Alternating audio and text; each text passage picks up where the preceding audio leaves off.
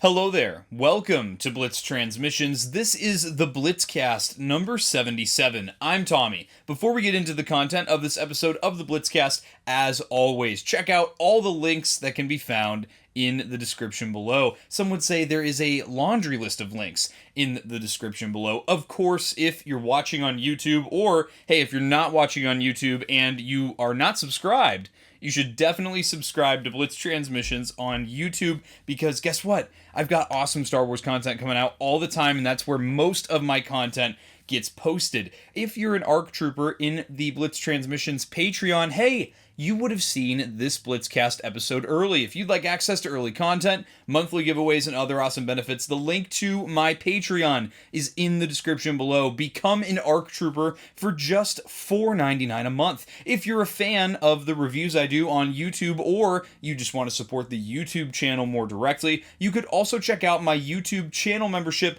Rancor Battalion. For just 99 cents a month, it gives you access to exclusive badges, priority replies in my comments section. You get to vote on what I review next for the channel, just like the ARC Troopers do, and you also get to check out all my reviews early on YouTube. If you'd like some Blitz Transmissions swag, like, hey, I've got this Blitz Transmissions trucker hat in heather gray and white, as well as a couple other colorways just for the hat, and then guess what? I've also got 3" by 3" die-cut Blitz Transmissions stickers like I have on my Owala water bottle, and a ton of other cool merch. You can check out the Blitz Transmissions Armory over on Printify. Link to that is in the description below. There's also links to the Blitz Transmissions Discord, my Instagram, my Blitz Bounties Instagram, where I post collection updates as well as things of that nature. You can also check out my X, my TikTok. You could also check out my email. You can always email me, blitztransmissions@gmail.com. How we doing, everybody? Welcome to another episode of the Blitzcast. I got to give a shout out to my goats at Sarlacc Digest. I'm repping the Sarlacc Digest merch today. Yeah, it's been quite a week. We've had, we got last Blitzcast episode before Maul Shadow Lord. Let me also give a disclaimer before we get into this week's episode of the Blitzcast. If you notice any jump cuts or weird jumps in conversation, I've been having issues with my microphone. I should be using the microphone that Michael Galupo gifted me. Shout out to Michael Galupo. But for some reason I switched back to my other microphone. I couldn't even tell you why. Just my stupid brain. And I've been having issues where it's been cutting out and the recording stops, and I have to watch my monitor, which is behind the camera, and if it messes up, I should have switched it. I don't know why I'm sitting here talking about it. It is what it is at this point. But yeah, I don't know. It's just been a weird thing going on with my mic, so I don't know. But bear with me if there's weird jumps in the conversation. It's because I caught that the audio cut out and I had to edit. Hopefully it doesn't happen. I messed with the settings and unplugged it and plugged it back in. That's the tried and true troubleshooting thing with technology, right? We'll see what happens. Also, at the time I'm recording this, it is one of the first really nice warm days out of the year where I live, and we've had a very cold, brutal winter this year. So every jackass that drives an obnoxiously loud vehicle is driving by, because I live right by the interstate. So they're driving by and they're having a good time with their fart cans on their 1993 Subarus. So, but yeah, guys. So I kind of want to give you guys, what's the haps on Blitz Transmissions? What's been going on? Let's talk about it. We've had a busy week. For one thing, since the last episode of the Blitzcast, we did wrap up the Blitz Transmissions Black Series March Madness Order 66 edition, the second annual one this year. And lo and behold, our number one seed, the Kashyyyk Trooper, took it home. He won it all. We have the Kashyyyk Trooper taking it all home, won. So hopefully, sooner rather than later, we get to see this awesome troop builder make his way into the Black Series. So the first year that we did, March Madness Order 66 edition. The winner was, again, the number 1 seed, but it was the Galactic Marine, and then now this year in year 2 we have the Kashyyyk Trooper. So both years it was a troop builder. Both years it was a troop builder from Episode 3, Revenge of the Sith. So, and the cool thing is these two characters that have won, they share tooling between the waist down. The way that the armor is set up and everything is identical between the two characters. So if Hasbro decides to make either one of these, they've basically got half of the other one already tooled. So, fingers crossed we'll get to see these guys sooner rather than later. I'll be really disappointed if we go through all of 2026 and we still don't have a Galactic Marine. But yeah, we'll see what happens, guys. We'll see. Only the future, only time will tell. But that was really fun. I love putting on that community poll. And now I will look to the future. Future. Let me know if you got that reference. And we're gonna do Black Series Most Wanted 2027, which will kick off in December. So we'll have a nice long break. But in between that, sandwiched in between March Madness Order 66 edition and Black Series Most Wanted, I'm working on a Galactic Conquest TVC poll. So get ready, guys. Now, the other thing that happened this week, I also had my Blitz Barracks monthly live stream come out. So that was a thing that I did. That is, I do that on the last Sunday of every month on YouTube. I did it in the morning. I did it by myself. Just talked wish list stuff. Showed off a lot of community posts recently that have talked about, catalogs and wish lists. So that was a lot of fun. In addition to that, I also had several reviews come out this week. Guys, I have been on fire with the reviews as of late. This week's reviews were the Black Series Imperial Remnant Stormtrooper by Hasbro. That was the Target exclusive version of that figure. And then we also have the Black Series First Edition Imperial Remnant AT-AT Driver. Shout out to Phantom Menace Dennis for that one. And then we had the Vintage Collection Obi-Wan Kenobi Utapau and Airborne Clone Trooper 212th Battalion review. That's out. And then as of today, recording this, I released my review for the Black Series First Edition Imperial Remnant Stormtrooper, the First Edition mainline version that you can find on shelves at Target and Walmart. Which, by the way, those are finally showing up at Walmart locations. So much for the release date of Sunday, March 22nd. Let's see. You could also check out, if you want to check out my social media, I did on TikTok, YouTube, and Instagram. I did short form content covering the reveal of some new Carbonites. We had some new Carbonites cases come out. Shout out Carbonites! Our not sponsor, Carbonites. Also shout out to our other not sponsor, Cube Squadron. Go follow them on Kickstarter. Don't be an idiot. Follow them on Kickstarter. If you're into Micro Galaxy Squadron, it's a really great Kickstarter. I can't wait for that to come out. And then I think that's it. And then I got a bone to pick with Walshart.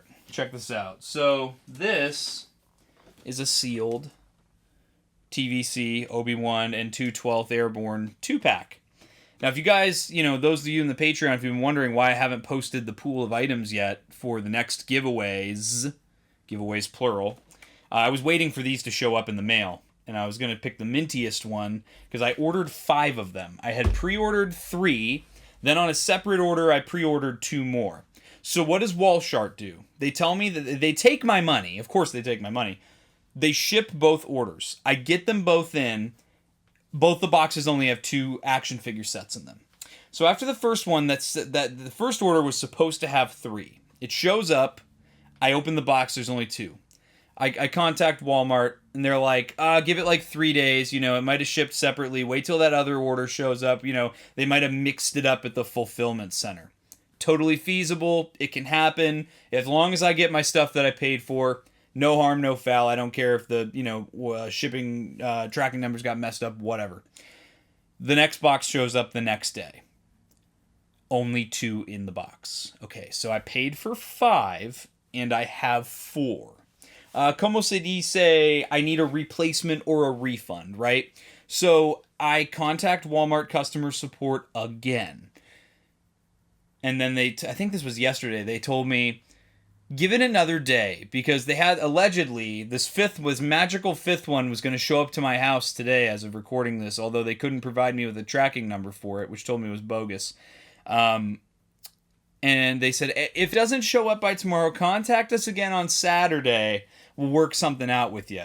I'm at the point where I think I'm just going to say, just give me a refund. And if I feel like it, I'll order a fifth one. Because originally I only ordered a fifth one because I was getting one for Shelf Life. Hey guys, Shelf Life here. Go subscribe to Shelf Life on YouTube. Follow him on Instagram. And then Shelf Life was able to pre-order one, so I just had 5, and I was like, nah. I only, really ordered 4, because there was 2 for me, 1 for my dad, and 1 for the Patreon giveaway pool. 1 for me to keep the 212th Trooper on card, and then 1 set for me to open for the display, obviously. And then I'm selling one of the extra Obi-Wan to Death by Monkeys in the Blitz Transmissions Discord. Shout out the GOAT. Yeah, so it's just been a mess. Walshart's the worst. I know I talk about tar shit all the time, but I've turned my anger toward Walshart now. And I'm sticking it to the man. I'm raising my fist to the man. I hate Big Corpo. I'm really showing them by continuing to buy from them, aren't I? All right, guys. Now that I'm done whining and complaining, let's talk about a little bit of news. We had a little bit of a news update this week. And then let's talk about some of our title for the episode. I'm going to give you guys a crash course. Everything you need to know going into Maul Shadowlord, which starts on Monday, April 6th on Disney+. Get ready, guys. Here we go. So, there's some news here. Which, by the way, I want to preface this by saying it could be total coincidence. I don't think it is. I can tell that there's new leadership at Lucasfilm because I've been seeing actual good marketing for The Mandalorian and Grogu and Maul Shadowlord. Hello! We finally are getting, not just, TV spots, not just trailers, but I can feel the creativity in the ads they're putting out. And they're constantly putting out new and unique and different ads that are optimized for the platforms they're going to. I'm sitting here this is what we've needed in Star Wars. This is what's been missing in Star Wars is the marketing. If we don't have, what are we doing if we don't have the marketing? Leading up to. Big thumbs up from Tommy on that one. So I'm very happy with that. But there was an official announcement from Star Wars this week. They've already announced Maul Shadowlord Season 2. And I'm going to be honest, I didn't know how I felt about that announcement at first. And I think my precedent for that was that the last time there was an announcement like this, it was during, I remember it was Bad Batch Season 1 was coming out. And before excuse me, I have the hiccups. Before Season 1 concluded, Season 2 got announced. And I remember back in the day when I was on 1313 podcast, we were covering, that show as it was coming out. I think the Bad Batch might have been the first show that we covered from beginning to end. That is super cool. But I remember we talked about it and being why couldn't they have waited an extra because it was 2 weeks before Season 1 was supposed to be over, because it kind of took away any worry or suspension of belief that we had that all the characters were going to make it out alive. Well, clearly most of, if not all of, the main cast is going to make it out alive in Season 1 if they've already announced a Season 2 before Season 1's already over. So I think was why I had this deja vu moment of I don't like this idea at all. But thankfully with Maul Shadowlord, it's I know Maul lives beyond the events of Maul Shadowlord, about a decade beyond that, even longer. So I ultimately, I'm oh, that's just great news. I mean, clearly Lucasfilm must be feeling pretty confident about how this first season, is going to fare with the fandom if they're already gearing up for a second season. That's great though, because I love Star Wars animation. I love the Clone Wars style animation. That's my favorite style of animation. It's what I grew up with. And I know a lot of Star Wars fans feel the same way. So I'm like, you know what? That's good news. Give me more Star Wars. And clearly they have a broader narrative they want to tell beyond just a 10 episode series. I'm here with it. I'm rocking with Mark. He's rocking with us. If you get that reference, let me know. Is that my new thing? Is that the new bit? Me doing niche Gen Z and internet references and just and referencing very niche memes and seeing if anybody catches them. I will say you guys have done a pretty good job of catching my references for the most part. I will say that even the niche ones from like movies and TV, I will say you guys are doing a good job. Yeah, it just I'm enjoying the marketing. I'm enjoying getting excited. I'm enjoying the feeling of a direction. That's how I've been feeling with when I first started Blitz Transmissions. I think one of the first like ranty videos I did was me complaining about how the Acolyte getting canceled after its first season, and how all over the place the first season of that show was. It was a prime example of how directionless Lucasfilm has felt with Star Wars. As a lifetime fan of Star Wars, as a lifetime super fan, I've been feeling like they have been directionless for years now. They don't know where, they don't want to commit to anything. And I feel like with Maul Shadow Lord, yeah, it's obviously going with a character like Maul. That's a very safe bet. But I'm not complaining about it. At least it's a good character to choose to do a show on. So I'm all around. I'm happy with it. But yeah, so second season announced. I don't have a problem with the announcement personally because I don't really I for one. It's like I know Marok is gonna die at some point. I know that Devon Azara, she might die. I don't care enough about her character right now to care. I mean, the show's named after Maul. That's ultimately the only one I care about, and I know he's going to live for like a decade after the event. Decade and a half more like after this series ends. So completely fine by me. And I know like 11th Brother dies and at the hands of Ahsoka. So a lot of the major players in the trailers so far, not worried about him. But we'll see. Maybe we'll get more of a narrative. What I would hope to see is more of a long-term narrative leading us into how we see Maul in that cameo appearance at the end of Solo: A Star Wars Story. That would be my ultimate like this show is a slam dunk moment for the overall narrative of Star Wars. Now, let's talk a little further, shall we? Because aside from that little bit of news, we've got our crash course here. So guys, buckle up. Lifelong Star Wars fan here. Darth Maul's been around in Star Wars since before I was born. Hopefully that made you feel old or made you feel young. So we're going to get into it. I'm going to explain to you Darth Maul from the beginning, and then we'll get into, we're going to basically lead into where he is going into Maul Shadow Lord, giving you kind of maybe for you this might be a refresher, maybe for you this might be like I was interested in the show but I'm not up to date on Clone Wars and Rebels and all this other slop garbage. This is a great way to get up to speed, get everybody on the same page.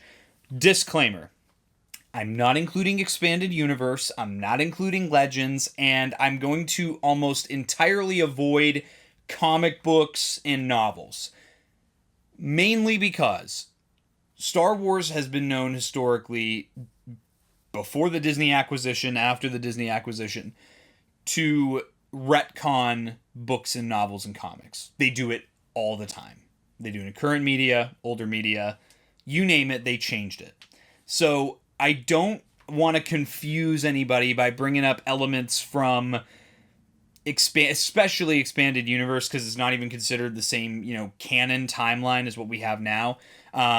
It never was, let's be real. The Expanded Universe was always its own entity. But I think it gets too convoluted, because then if I tell you one thing and then they change how its execution was done in this series, people are gonna be like, wait a minute, but didn't Blitz Transmissions just tell me it was this other way? So we're gonna do it this way instead. So we start off Darth Maul, first appearance, episode 1, The Phantom Menace. He's this mysterious apprentice. He was the face of all the packaging. He's like known in the imagery of that movie. Okay, he's like, other than like Queen Amidala in the red dress and Jar Jar Binks, he is like the face of the marketing for that movie. Darth Maul had a lot of Star Wars fans thinking he was going to be like the big bad of the prequel trilogy.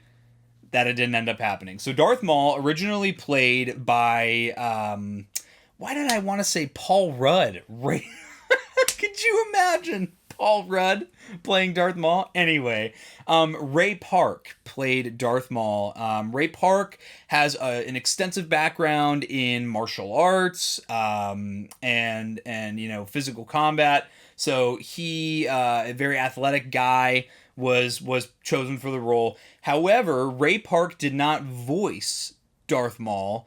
Peter Serafinowicz voiced Darth Maul, and he had very few lines in the movie. He didn't talk almost at all throughout the entire film. But you had this character that had this very striking and very appealing look to him, and it fit right into Star Wars. You have a character who has got a real athletic build to him, got a real athletic nature to him. He's very agile. He's got lots of practical jumps and flips and stunts.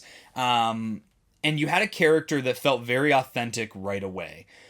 Darth Maul was the apprentice of Darth Sidious. Darth Sidious, we end up finding out, obviously, and most people know this, I would hope, Emperor Palpatine, who is also... So Darth Sidious and Chancellor Palpatine, same person, separate identities, ends up becoming Emperor Palpatine. This is the first apprentice that we know of in the on-screen canon is Darth Maul. Darth Sidious sends Darth Maul after Qui-Gon Jinn and Obi-Wan Kenobi. They have the Battle of the Fate, or the Duel of the Fates on Naboo. Darth Maul kills Qui-Gon Jinn, Obi-Wan Kenobi kills Darth Maul as the Force wills it. Darth Maul gets cut in half. We see it on screen, and he falls down this essentially a garbage chute or an exhaust chute in this generator room area on Naboo. For the longest time, from that point until the Clone Wars Season 3, we think that Darth Maul is dead, gone forever. Okay? Fast forward, God, how many years would this have been? Over 10 years, probably close to 12 or 13 years later, we get introduced to a character called Savage Opress, who is from the same village on Dathomir that Darth Maul is from. So what the Clone Wars did in Season 3 was they introduced us to this new character, Savage Opress. Savage Opress gives us insight to who Darth Maul's, what Darth Maul's origin is. So Darth Maul and Savage Opress come from a village on this planet called Dathomir, and they are part of a clan called the Night Brothers.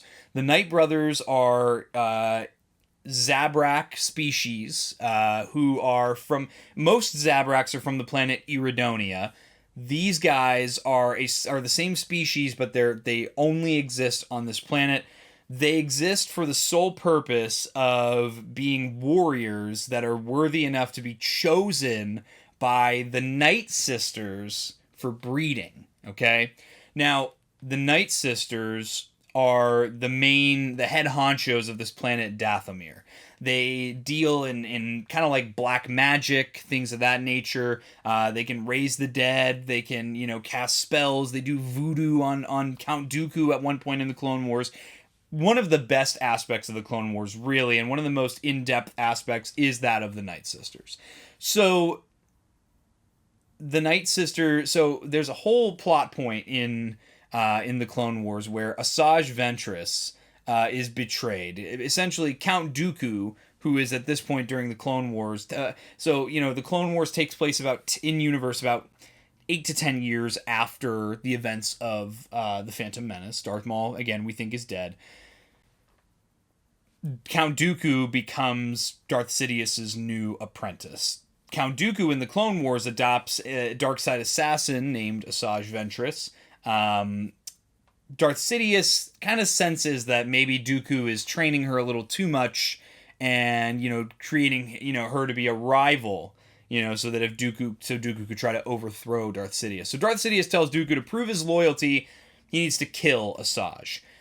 Dooku begrudgingly orders Asajj to be killed. She narrowly escapes with her life and ends up on Dathomir, talks to the Night Sisters. They develop a plan to get revenge on Count Dooku. So they choose a Night Brother because they know that Dooku will be looking for a new dark side assassin. So they go to the Night Brothers village. Ventress, puts the Night Brothers through all these tests, kills most of them, and she ends up selecting Savage. Savage gets, basically just gets power buffed by Night Sister magic, and he becomes this super big, super strong version of... It's basically like the Captain America Super Soldier Serum with dark magic. He just turns into a super big, buff dude. He's already a good warrior. He's already force sensitive. But now he's, even stronger, even more powerful, more aggressive. And he becomes like a sleeper agent for the Night Sisters. So that when the time is right, he'll go after Dooku. Now, Dooku does end up looking for a new apprentice. He goes to Dathomir to get a new apprentice. And we actually get some insight that is where Darth Sidious found Darth Maul. We find out that Darth Maul and Savage Opress are from the same village again. Because when Mother Talzin, who is the leader of the Night Sister clan, is talking to Count Dooku, she tells him that, Darth Sidious had once been to Dathomir to pick out a Zabrak apprentice of his own. And obviously, it's not left up to interpretation. It's Darth Maul.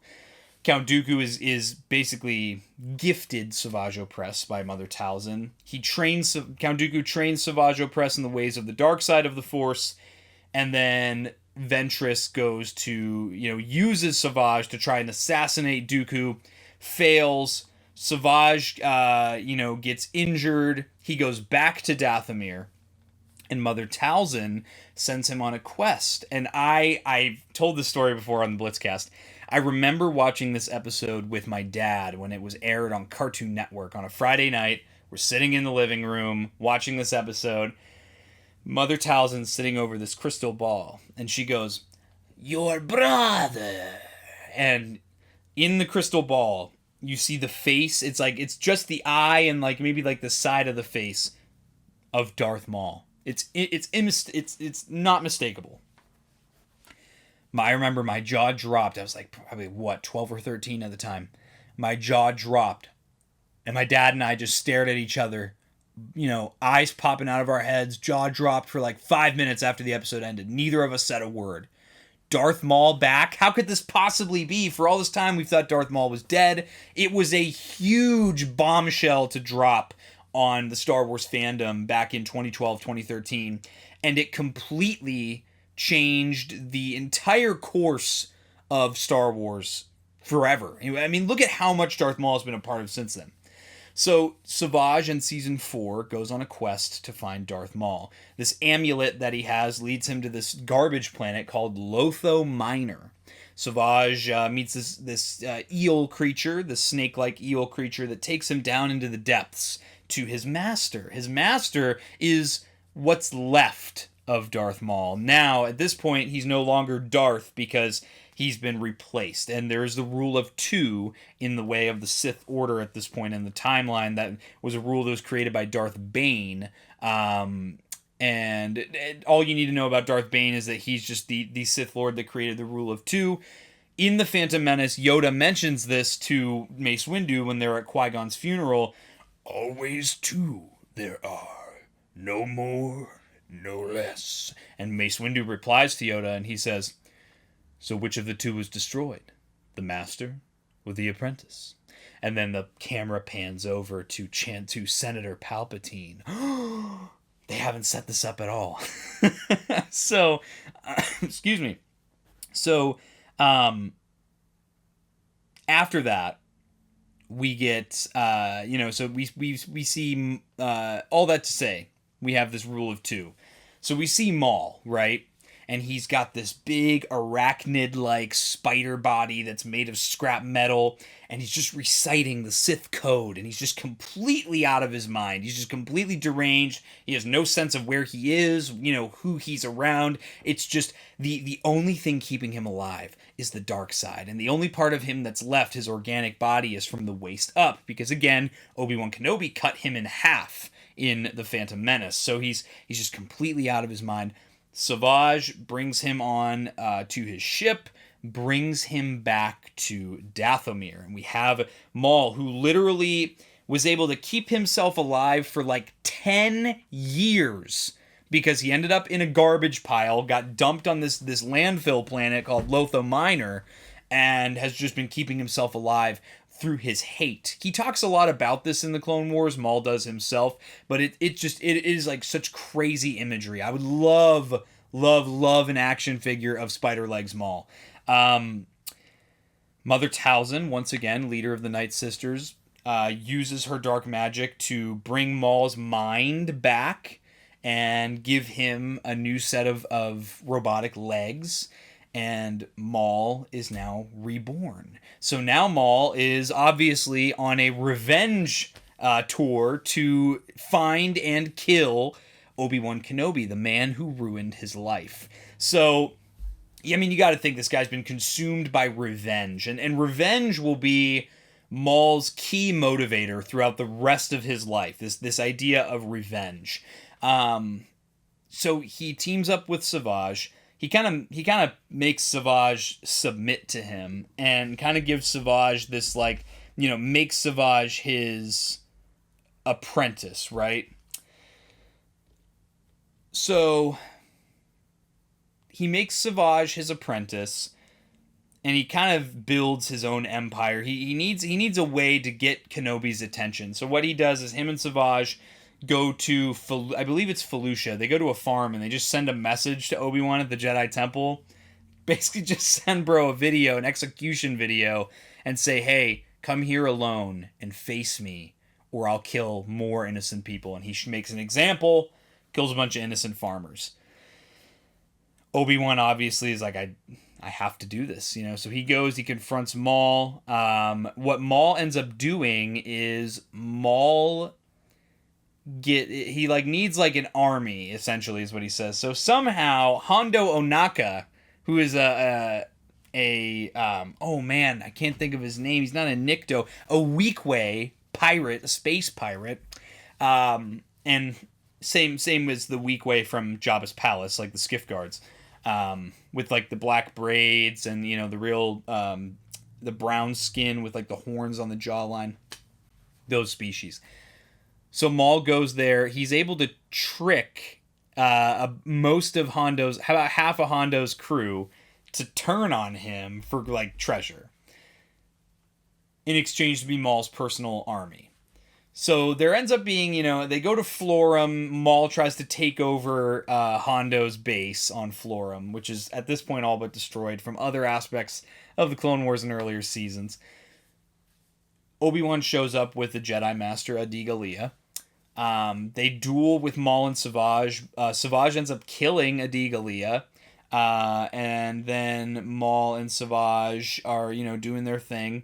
There's also a point where Asajj Ventress ends up helping Obi-Wan fight, Maul. This is when Obi-Wan shows up by himself to fight Maul. Asajj Ventress ends up helping him. This is kind of the start of her redemption arc.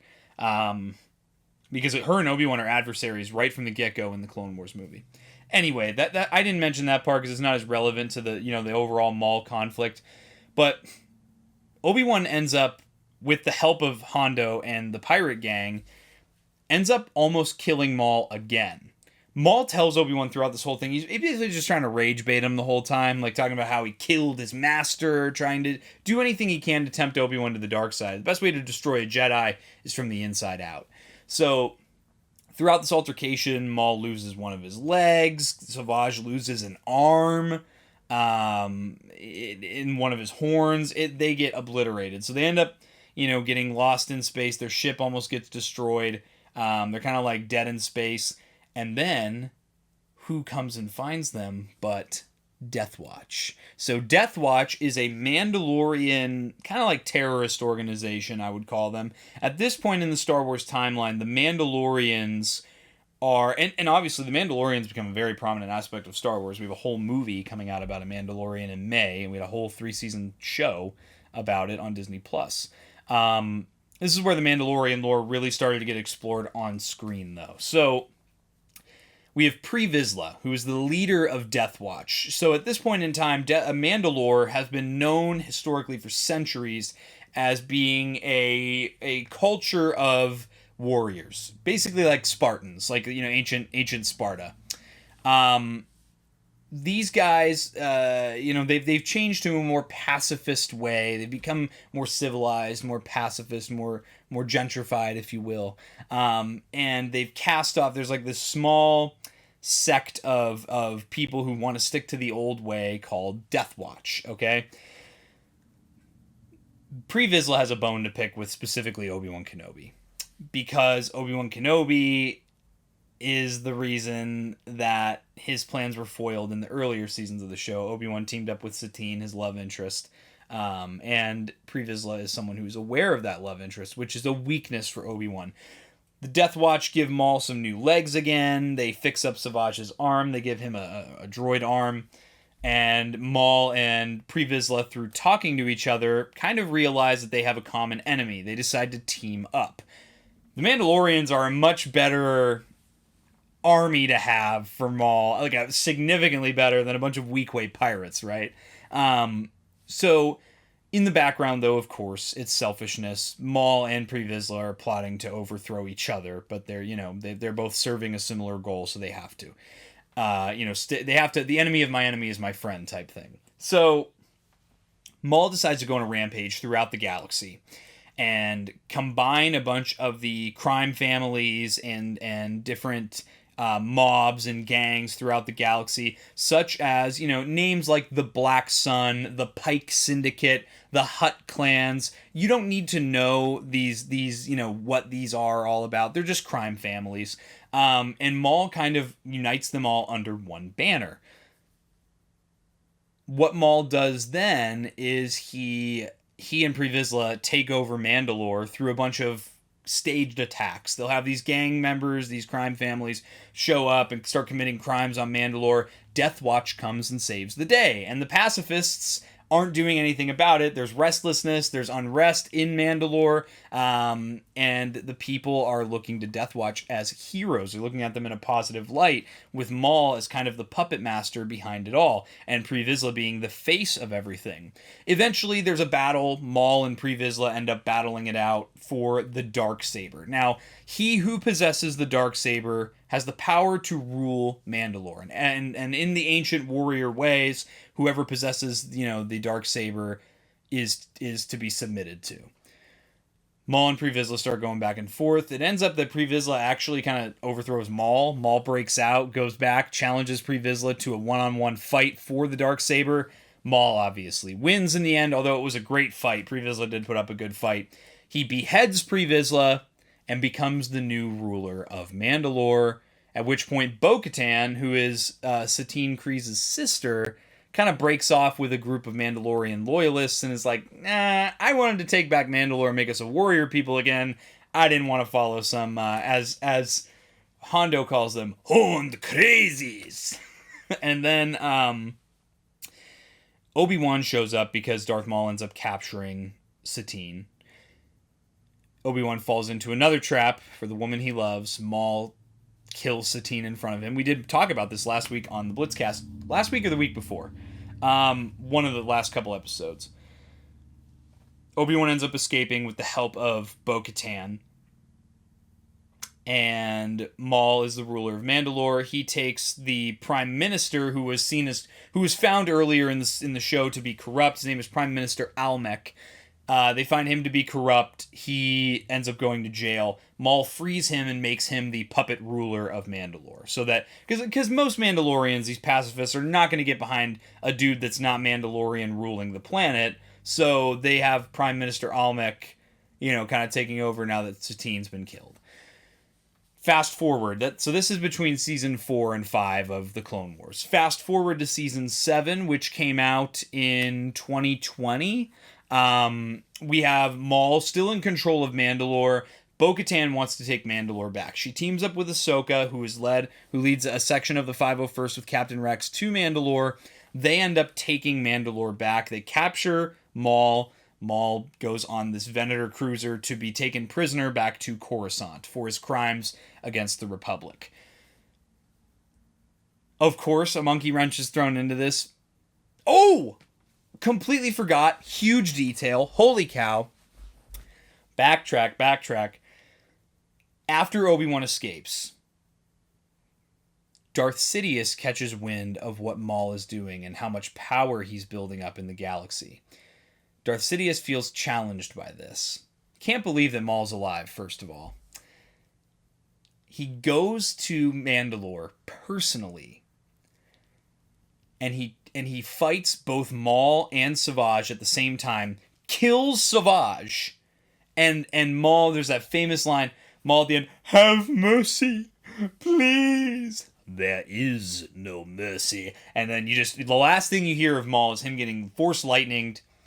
And again, because then the Clone Wars got canceled when Disney acquired Star Wars in 2013, we went back to not knowing what happens to Maul. Of course, then Star Wars Rebels came out. We know that he's alive much later, like 15 years later in the timeline. But we don't know how did Maul escape? Between that episode in season 5 of the Clone Wars and then the season 7 coming out in 2020, there was a Clone Wars arc that was written but obviously never came out because Disney acquired Star Wars and canceled the show on the competitor Cartoon Network. There was a comic run that was adapted from an unfinished Clone Wars arc called Son of Dathomir. We are introduced to 2 new characters named Gar Saxon and Rook Kast. Rook Kast is that female Mandalorian that we saw in that recent clip from Maul Shadow Lord. We've actually seen her in a couple of the trailers now too as well. Female Mandalorian, her armor's predominantly like pink and red. She's voiced by Vanessa Marshall, who voices Hera Syndulla, if you didn't know. At least in Rebels, not, in the live action stuff. But it was these 2 characters that, they end up both showing up in the Clone Wars season 7. They break Maul out of prison because what Palpatine does is he takes Maul to a prison and he doesn't kill him, he imprisons him. Maul ends up escaping, goes back to Mandalore. That's how we get to season 7. Maul duels Ahsoka, loses, gets on this Venator. At this point, though, Maul is very privy to Palpatine's master plan because he's been imprisoned by Palpatine. He's been clued in onto what the grand plan is that Palpatine has for the galaxy. Maul does his own research and kind of, it's that confirmation bias. He looks into the mind of ARC Trooper Jesse, who's a clone trooper, in during the Siege of Mandalore, and, sees that the inhibitor chips are in their brains, something that the Jedi have never noticed. Of course, Order 66 gets enacted while Ahsoka's on her way back to Coruscant with Maul. Maul ends up being able to escape because Ahsoka lets him out to become a distraction so she and Rex can escape on their own as well. Maul ends up escaping on a shuttle. Ahsoka tries to stop him. She can't do it. Maul gets away. Now we are left with, again, a big time gap, about 10 years, between Maul escaping, which we knew happened because we see him in Solo, a Star Wars story, which takes place about 10 years after the end of Revenge of the Sith in universe, which is before Star Wars Rebels. So we have this huge time gap here.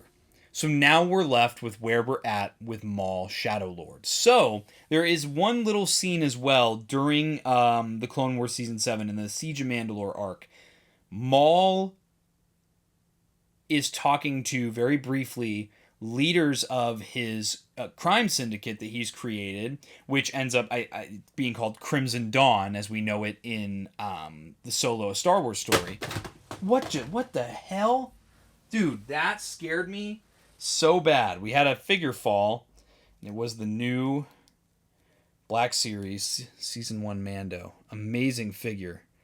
That scared me so bad, dude. He's all right, though. I think it might have been just the way... I took him off the shelf recently. I don't think I balanced him well. Anyway, dude. Whew, that'll wake you up.